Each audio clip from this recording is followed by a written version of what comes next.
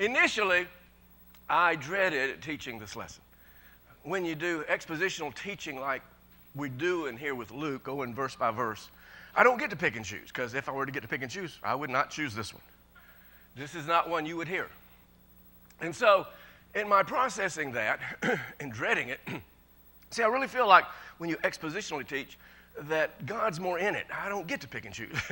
I have to teach what we're at, where we're at, you know. So, so in my processing of this, I said, you know what? If I didn't have to teach this, I wouldn't teach it, and I would never get to share this. And the worst thing is that if I didn't teach this, you would never get to hear it. So I'm so happy that I'm getting to teach it, number one, and I'm so happy that you're here to hear it, because it's a question that I really think that's going to help us. That's an answer to a question that I really think is going to help us. So I want to start with some questions. Number one, do you think that everybody who attends church, when I say attend church, I'm talking about on a consistent, regular basis, that everybody who attends church is saved? What did I hear? No? I think that's the consensus, okay? How about this one? Do you think that everybody who says they're a Christian is saved? No? Don't think that either. Okay, well, neither do I. But here's why I don't. Because historically, through history, we see so many times when people who attended church and people who thought they were saved really weren't. For example, in the 300 ADs, right in there, right at the first part of the 300 ADs years, Constantine was emperor of Rome. And he basically forced people to be a Christian. Now, he didn't make it a law, but what he did do is he raised taxes on those who weren't. And he wouldn't give opportunity for success and increase in their job opportunities as he did the Christians. And so people were sort of stiff-armed and twisted to become a Christian. And that just doesn't work when you stiff-arm and twist people's arms to become a Christian. It just doesn't work. There's no relationship with Jesus Christ established. And all through history, the Roman Catholic Church, of course, have tried to force people to believe like they believe, and of course the Protestant movement and all that stuff, and Protestants are as well. And there's been wars between Protestants and Catholics that try to enforce their beliefs and their stance on Christians, on people and nations and things like that. And when you do that, it just doesn't work. There's no relationship with Christ established. And then there's also this other avenue that you find in history, is that sometimes being a Christian is fashionable. Now, right now, you know, this kind of goes up and down and goes through time. But right now, it's not really a fashionable time. But I was thinking back in the 60s and 70s, it was fashionable. There was a lot of songs about Jesus back in that time, you know. And I remember a youth rally that our student ministry had when I was that age. And I was in it, and all my friends were getting saved. And, you know, they were coming to Jesus. They were becoming Christians.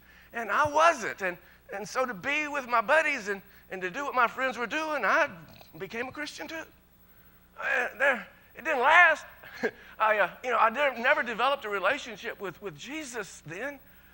But, and we all probably know people or have heard of people who will go like to the First Church, because at the First Church you have more business opportunities. You know, you meet more financially enabled people, and you go there for social status and to connect with socially and business thing, but you don't connect with Jesus. You connect with all the people you want to, but it won't save you, right? And so there's no relationship developed with Jesus in that fashionable avenue. And we all have maybe done it or seen it done or have heard of it done, but people will be moved by their emotions, and they'll recite the prayer. You know, pray this prayer after me and recite it. And then their emotional time diminishes, and the prayer doesn't work. And we've seen times where people be in a mess in life, and so they recite the prayer and become a Christian, but when the mess is kind of straightened out, the prayer no longer works, and because there's no relationship with Jesus established there. And even in that, you know, we've even over our study the last several weeks especially, where Jesus would label people hypocrites. And these were the most religious people who really thought they were in with God, but in reality, they were hypocrites. They were play acting. That doesn't work. And Jesus says you're playing a game. You don't have a relationship with God. So I believe that, not only because I see it, but also because it's historic. Now, with that said, let's take a look at our lesson today in the Gospel according to Luke. And you need to be at Luke chapter 13 and verse 22 with your app or your Bible.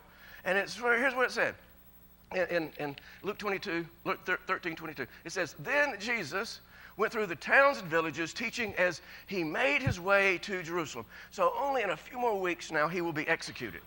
And here's what it says. Someone asked him, "Lord, are only a few people going to be saved?" Wow, what an excellent question. What a serious question. What a deep question. And it's probably we could erase someone and write our name in there. Delbert asked, because in some way, in some form, probably every single person has asked a similar question. Am I saved? Is my spouse saved? Is my kids saved? How many are going to be saved? And so how does Jesus answer here? What's his response? We just need to know, don't we? So reading on in verse 23, he says this. He said to them. Now, someone asked, but who's he saying it to? Them, everybody. He stops in the parade and he looks and he says, "Hey, everybody listen up.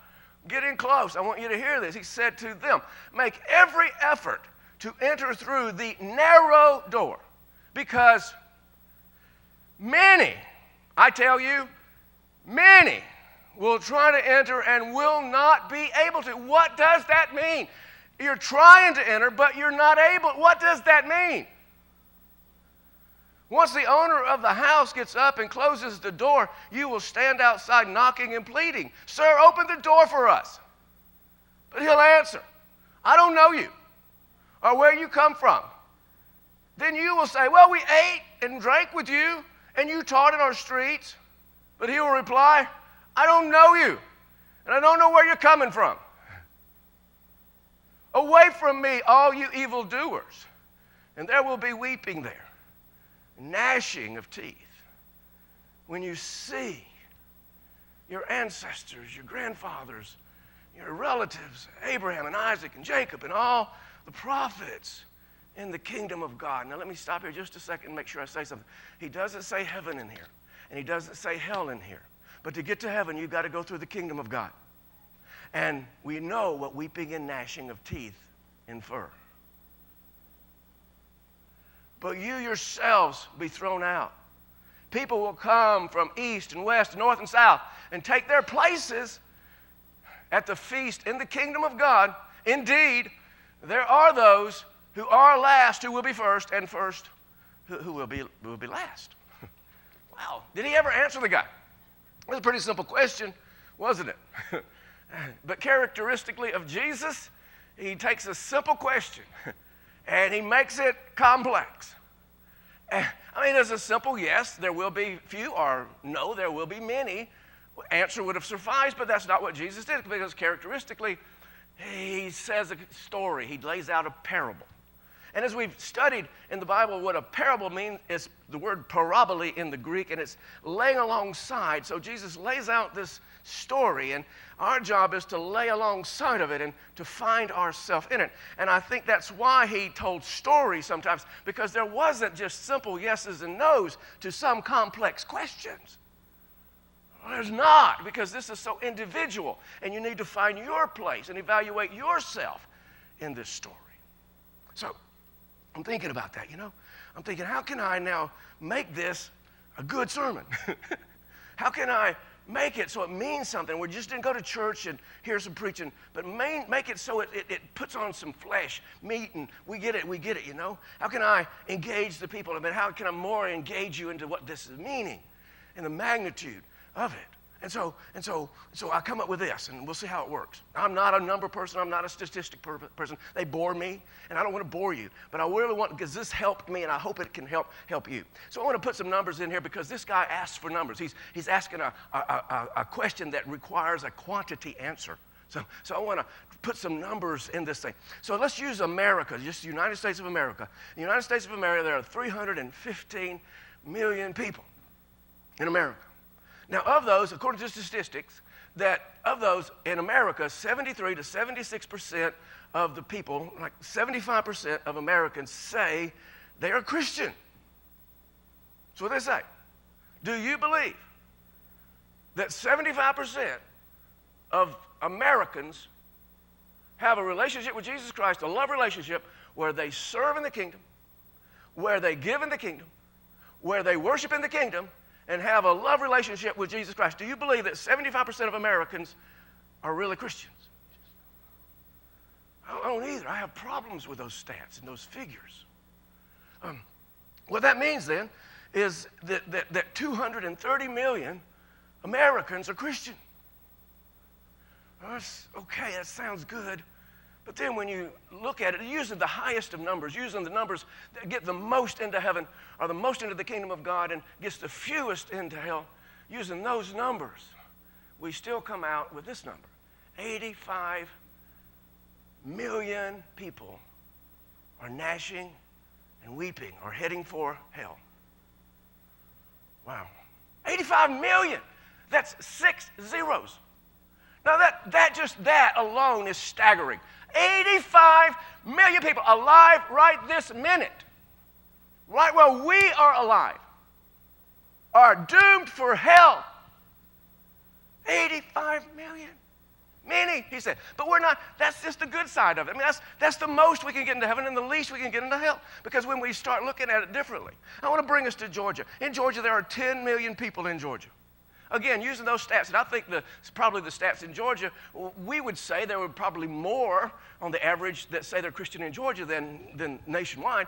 But just using those stats, 75%. So that means that 7.5 million people in Georgia are Christian. Do you believe that? Do you believe that 75% of the people you know, 7.5 out of 10 people that you know, are Christian? They have a working relationship with Jesus Christ. They love Jesus.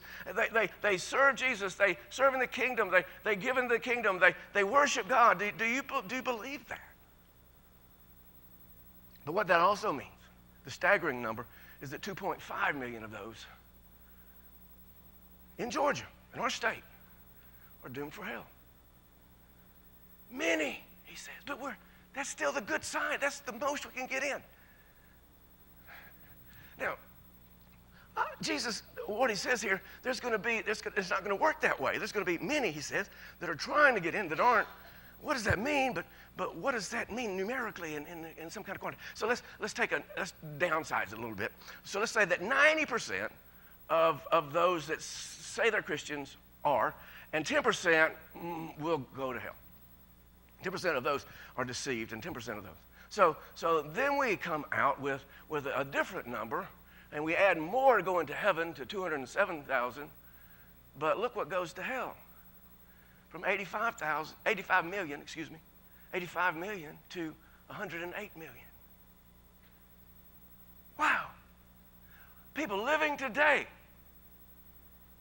People we know. Perhaps people we are. What is the world? But yet that's still like on the wrong side of the equation, still looking, I think, according to what I'm reading here and seeing here, what Jesus is saying is that that's still not really accurate, that it needs to be the other way around. So I want you to see something here, because he said many will try.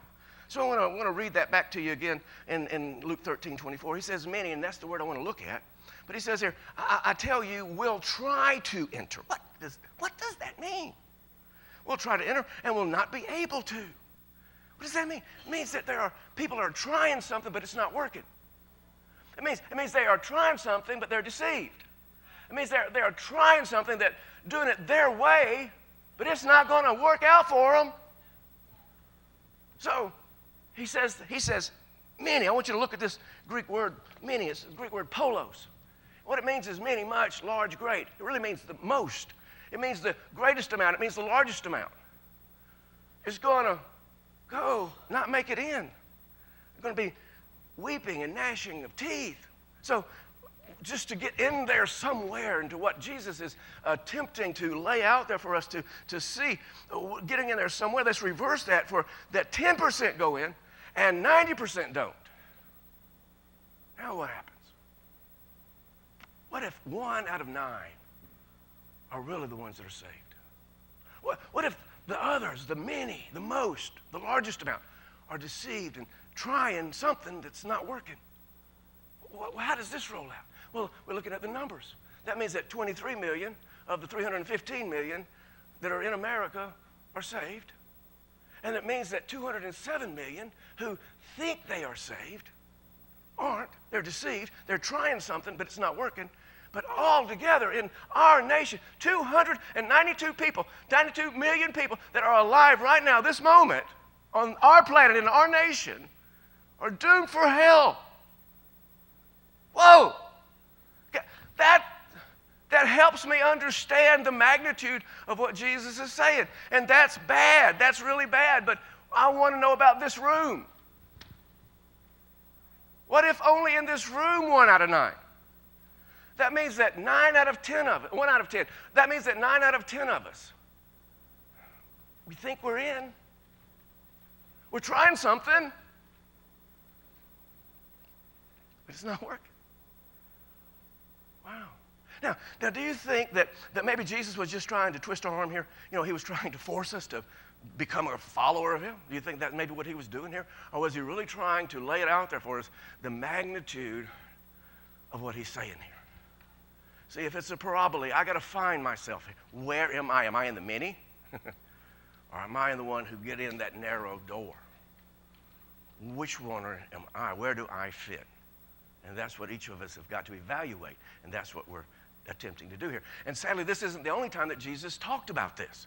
Earlier in his ministry, and when he was early in the ministry, Matthew, who was a tax collector and became a follower of Jesus Christ, a very educated man, he wrote a writing on the life of Jesus.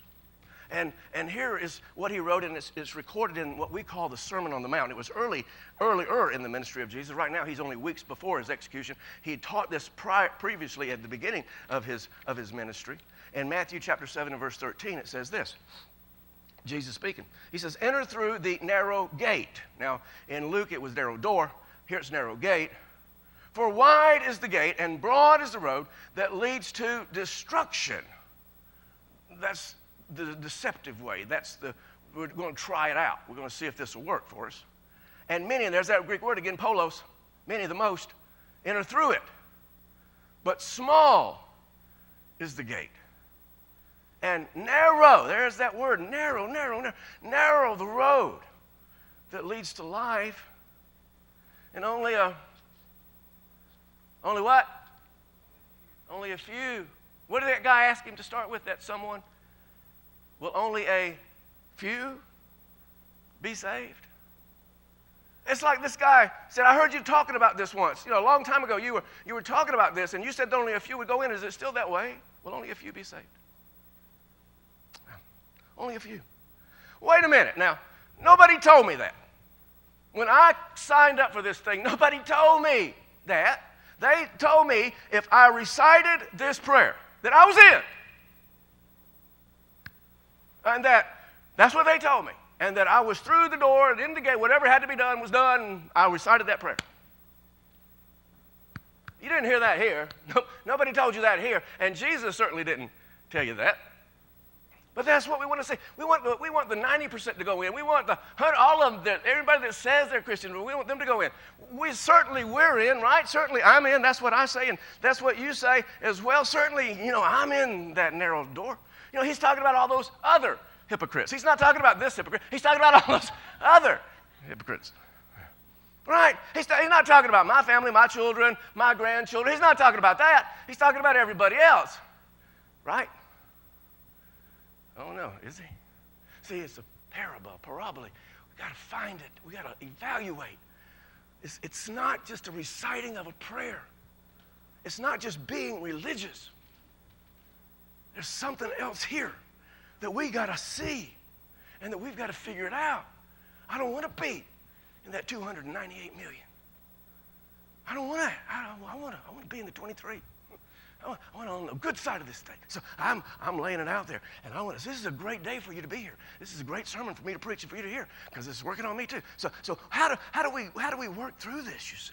I want us to understand. So one thing that I began to notice is he kept doing this narrow thing, this narrow and small gate and narrow path and all this narrow stuff and small stuff. I was thinking, how does that work in here? What does that mean? How does that roll out? And so I was thinking about when I used to go hunting, and when you'd walk through the woods, and if the woods were pretty thick, you had to walk on a trail, an animal trail, and it was narrow, a little animal trail. And so if somebody was with you, they couldn't walk side by side, and you had to go single file, and you had to stay in that narrow trail. If you got off of it or tried to walk side by side, then you would get beat up by brush, and bushes would hit you, and briars would rip your clothes, and you would just fall off a cliff if you were walking in a cliff area, or fall in a creek if you're walking around a creek. So you stayed in that narrow path, that narrow road. And when you're going through a door, I was thinking about that, unless it's just a really, really large door, when you go through a door, you go through it single file. You go through it alone. Even if you're walking with somebody, they'll stop and let you go through, or you'll stop and let them go through. And if you're meeting somebody in the doorway, they will stop and let you come through, or you'll stop and let them come through. But you go through the door alone. What I want you to hear and what I want you to see is you do this alone.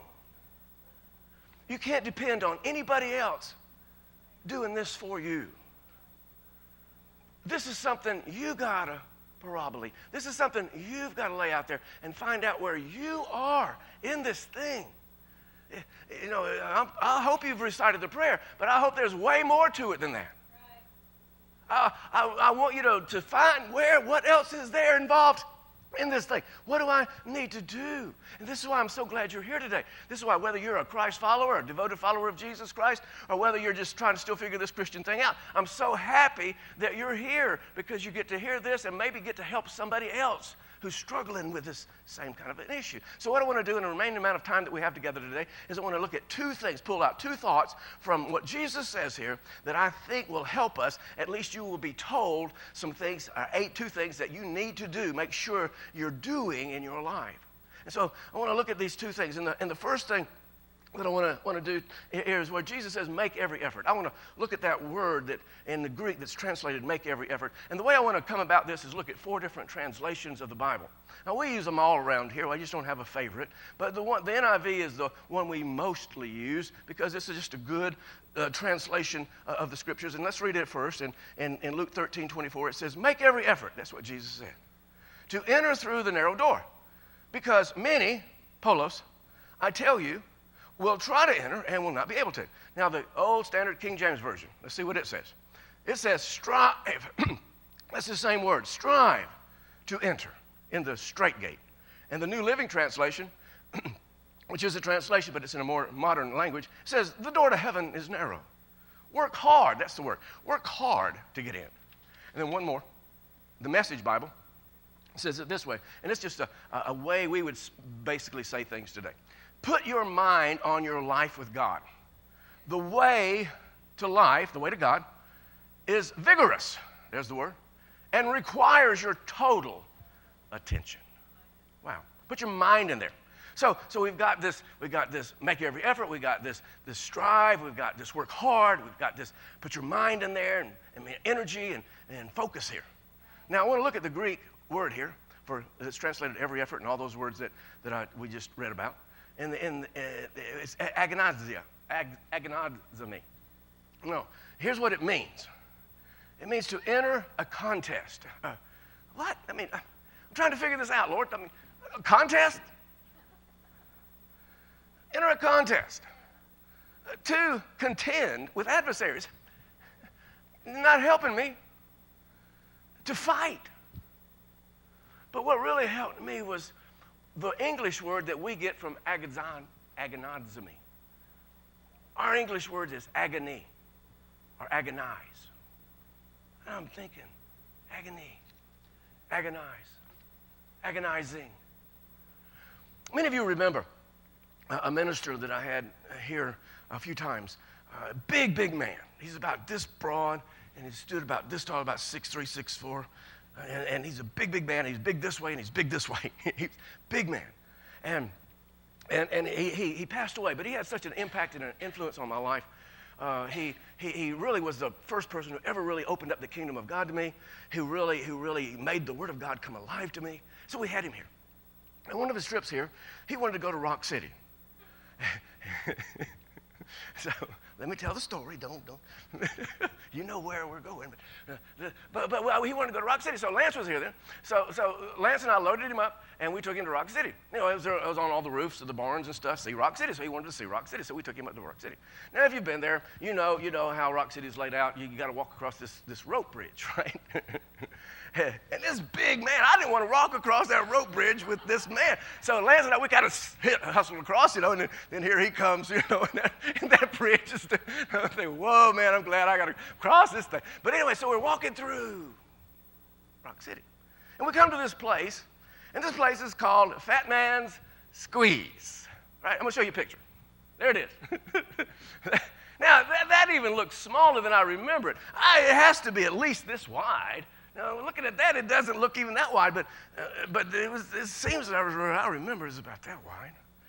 And, and so I didn't want to embarrass him. I said, let's go try another way.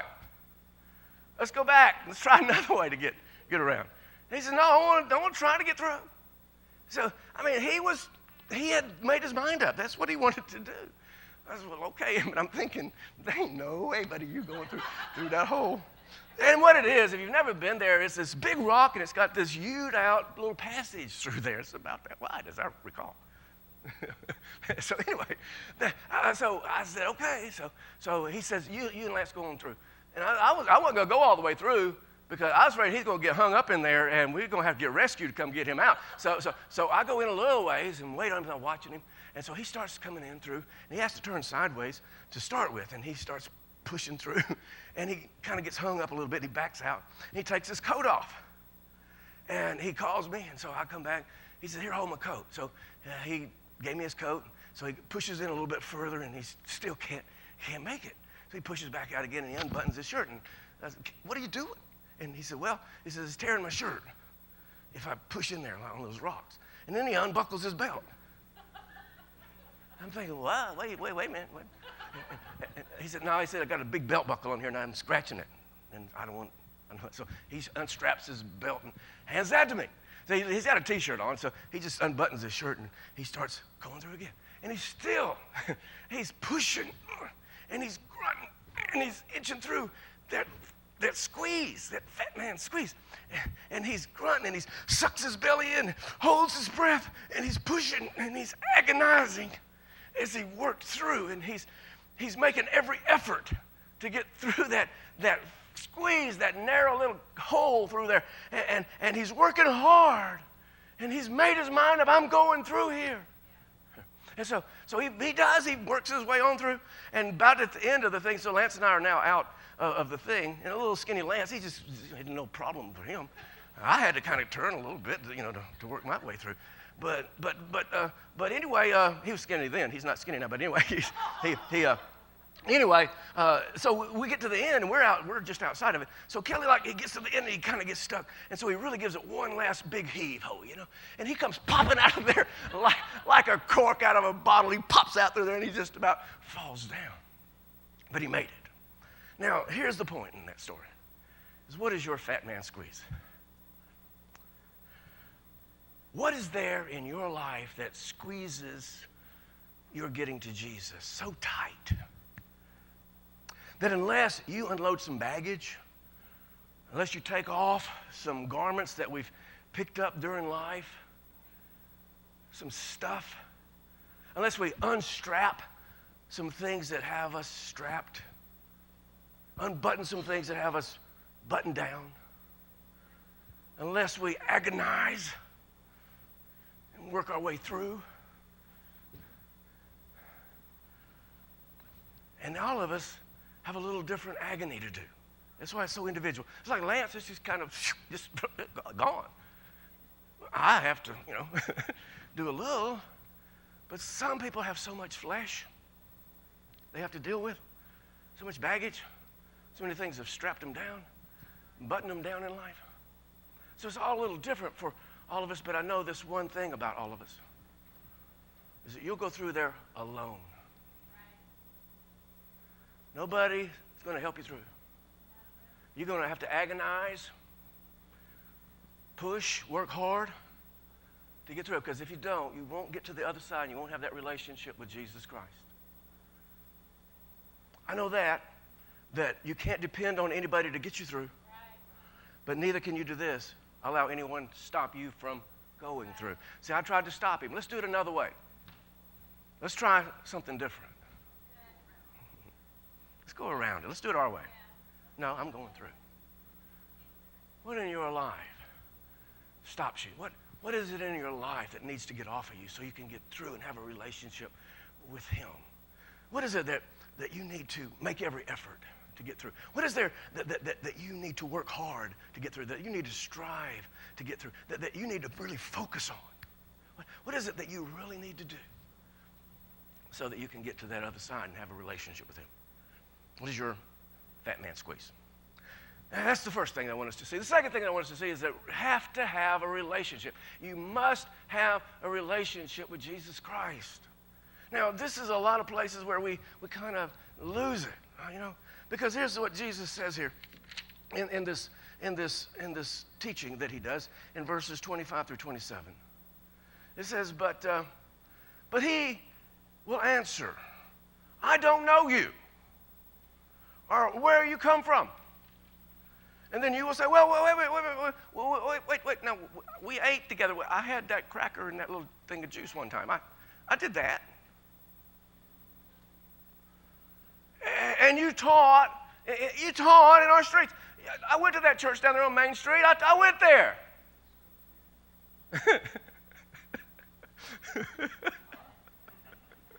I went to that freaky church down on Main Street. I went there. I heard that teaching.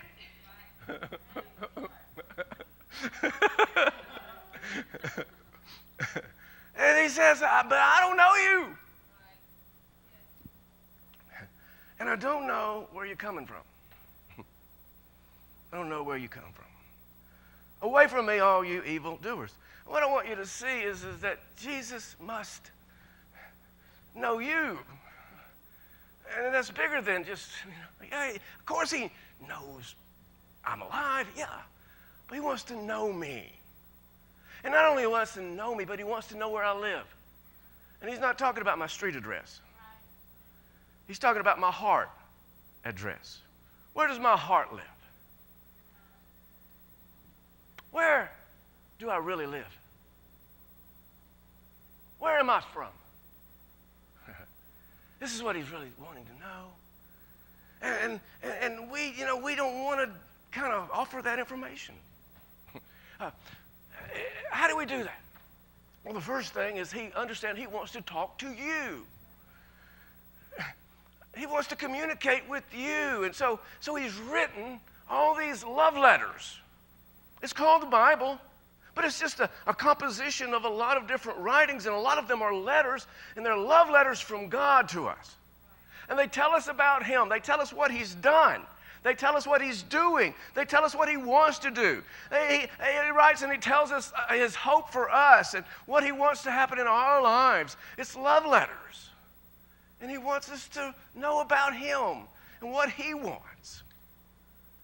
When's the last time you did that? When's the last time you read your love letters? And he wants us to talk to him.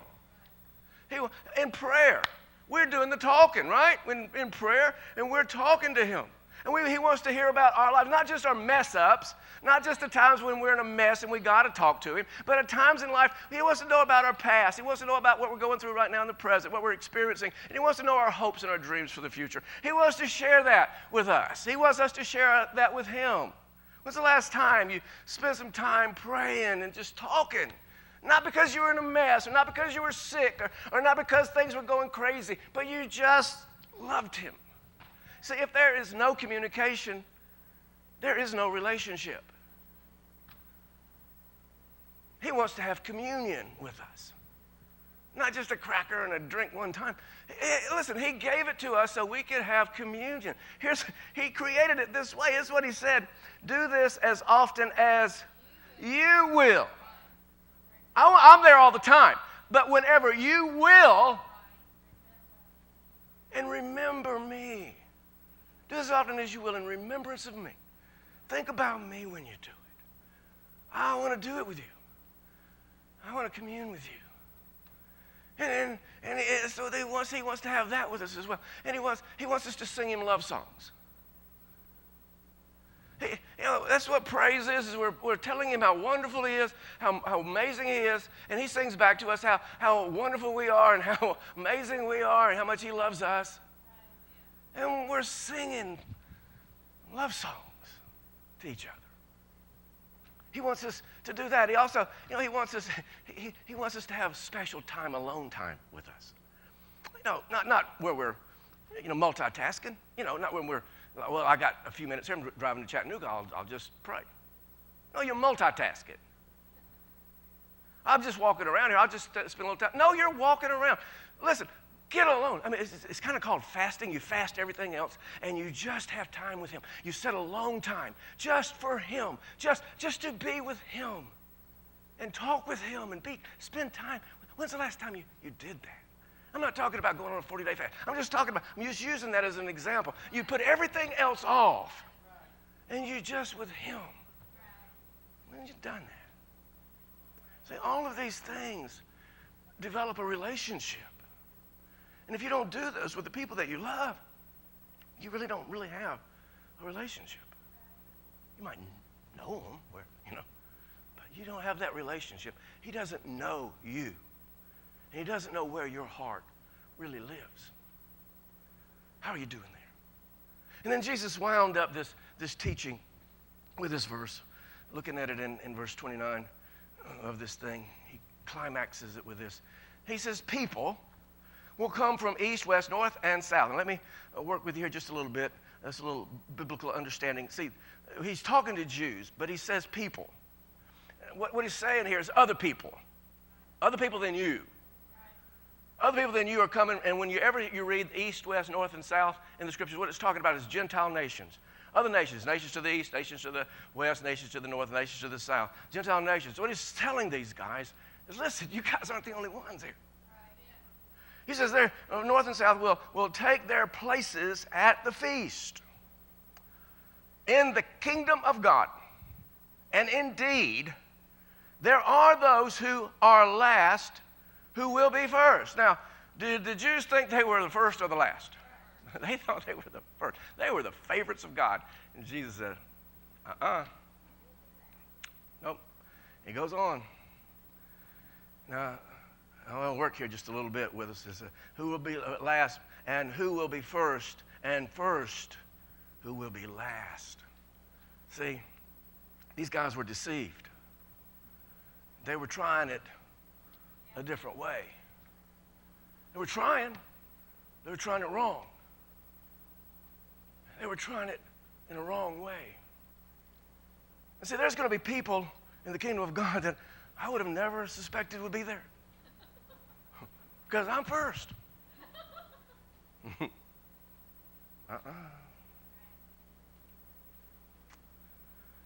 Where are we? It's laid out there, parabola. How do you line up? Are you in the 23 million or the 298 million? Where are we? How do you do it, fat man squeeze? What baggage is keeping you from getting through that narrow door? Narrow gate, narrow path. What's stopping you from getting to a real relationship with Jesus? Where does your heart live? Where are we? And see, it's not something I can tell you, because you got to walk it alone. Nobody can help you. You got to do it alone. And it's agonizing sometimes. But don't be in the polos. Don't be in the mini. Agonize. Work hard so you can be in the few. Let me pray for you. Father, thank you.